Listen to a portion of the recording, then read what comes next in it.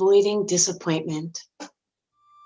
Why do we find ourselves having an unhealthy relationship to disappointment? We do everything we can to avoid feeling it. We work hard to protect our children from it, and we don't want others feeling it about us or anything we're part of. Why is it we avoid this experience? What I've learned through my inner work and the inner work of my clients is that when we were young, many of us were taught to be grateful for what we have, especially when we were expressing our dislike or disappointment about what was in front of us. This still happens around the dinner table in many homes around the world when a child doesn't want to eat what's on their plate. As parents, we look for any motivation we can find to get them to eat, even shaming them by comparing them to others that don't have enough.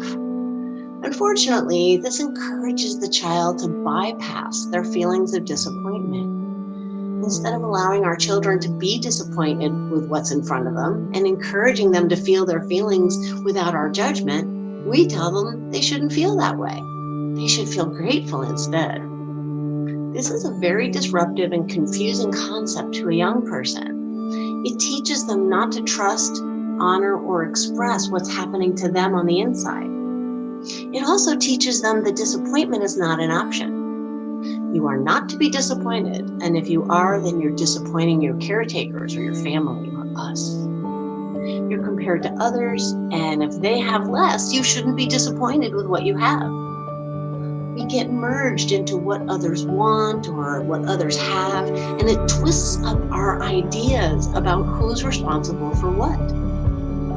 We've covered, hidden, and tucked disappointment away as if it doesn't have a right to be here.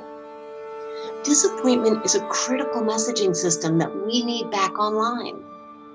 When disappointment arises, we're recognizing a gap between our expectations and what we're actually experiencing. If we don't explore how we created that gap, we can't change the pattern for ourselves and we end up staying stuck in it. If we were taught not to feel or experience or express disappointment, then it may come out through some dysfunctional behaviors. One way it can show up is in feeling frustrated all the time about those you're depending on. One of my clients was hugely frustrated with the leadership in her organization, but was unable to acknowledge it directly.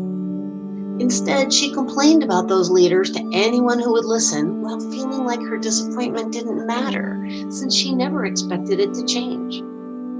Ultimately, this led to her performance decline and eventual departure from the company. Another man I worked with had been taught that disappointment must be avoided at all costs. As a result, he said yes to work that he and his team didn't really have the resources to handle. And he also worked hard to fix everyone else's problems so they wouldn't have to be disappointed, which led to more stress on his team. Once he was able to recognize and express his disappointment in direct and neutral ways, his need to fix everyone else's problem disappeared. He now allows disappointment to give him its message that he's not getting something he wanted or expected. Now, he can uncover any hidden expectations that he may have had and bring them out into the open, adjust them, or renegotiate them so they work for him. Instead of avoiding disappointment, he lets it alert him to when he's not getting something he wants or he's getting something he doesn't want. How will you stop avoiding disappointment today?